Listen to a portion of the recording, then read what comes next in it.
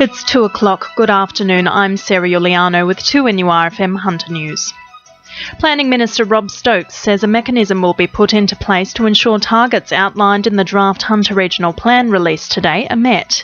The plan predicts the region's population will grow by almost 118,000 people within 20 years and sets targets for new housing and transport requirements. However, previous plans like the Lower Hunter Regional Strategy released in 2006 have failed to meet key targets, especially in housing.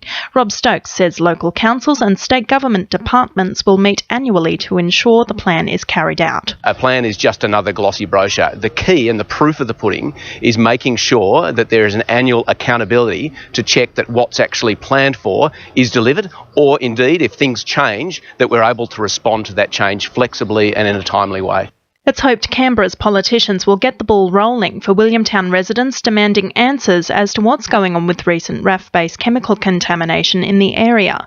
A motion is being moved in the upper house today to establish an inquiry into the matter. The news comes after Paterson MP Bob Baldwin also submitted a question in writing to Defence Minister Marise Payne on her department's handling of the case.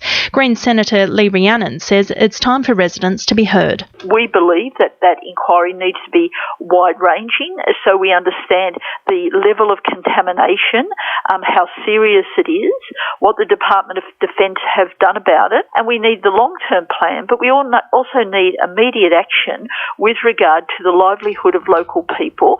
Community concerns have been raised regarding the Martins Creek quarry expansion by the Darracon Construction Company. A survey conducted by a Hunter residents group found that 75% of more than 82 residents surveyed believe Darracon does not care about the community or its concerns. Chairman of the Martins Creek Quarry Action Group, Derek Saunders, says Darracon needs to accept the needs of the local community. And we get criticised, obviously, that we're anti-development, and that is not the case. The development of the quarry sustainably is fine, but you can't have development at any cost, and that certainly seems to be the case here. Computer Pals Newcastle, a club centred around teaching seniors basic skills in computing, have been asked to leave their home of 13 years at Islington Public School. The club currently caters for more than 200 members with 40 volunteers who teach the basics of Word and PowerPoint processing. Computer Pals Newcastle Club President Lindsay Threadgate says the club offers much more than just computer skills. A lot of our members get a lot of sort of social inclusion and companionship out of the club, so we're a bit aligned to the men's shed that provide a lot of social interaction and so forth for their members. So it's not only coming along and having computer lessons, which some seniors are quite scared of, but there's this other side of the club as well.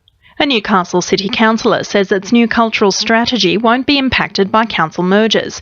Council last night voted on a motion to outline its arts agenda for the next 4 years, with community cries for the city's art gallery to reinstate a director potentially being answered. Councillor Michael Osborne says the strategy is well equipped for any potential merger between councils. We'd still have that preeminent role in terms of those facilities. So I think the cultural strategy, can stand alone and really can guide council in terms of not only its own facilities, but in how to facilitate arts and culture in Newcastle. In finance, the All Ords is down 24 points at 52.52 and $1 Australian dollar is buying 72.66 US cents. Sport, thanks to our sponsor, Warners Bay Sports Club. The Jets will be looking to hold on to off-contract players Mark Birighitti and David Carney at the end of the season. Birighitti has made 26 saves to date and will be high in demand, but Chief Executive David Eland says they won't be reckless with recruiting. Maitland hockey champion Simon Orchard has made a stunning return to the national team after his time off for mental health. The Kookaburras beat India this week in a 3-2 shootout, winning 2-1 in the overall game. Orchard was in fine form yesterday, part of the opposition circle, which deflected India's last-minute attempt at a goal. Newcastle will be banking on replacements Pat Darwin and Luke Stewart as they go up against Southern ACT in cricket. Darwin replaces Jason Sanger, who is away with the Aussie under-16s, and Stewart is filling in for Greg Hunt. The Newcastle team have their final showdown in country championships on Sunday at number 1 Sports Ground. And Nulkaba shooter Dan Rapaccioli is pushing for an Olympic qualification at the Oceania Continental Championships. Rapaccioli is in Sydney this week for 6 days of competition. He's gunning for a 4th and possibly final Olympic shot. 2NURFM news time is 2:05.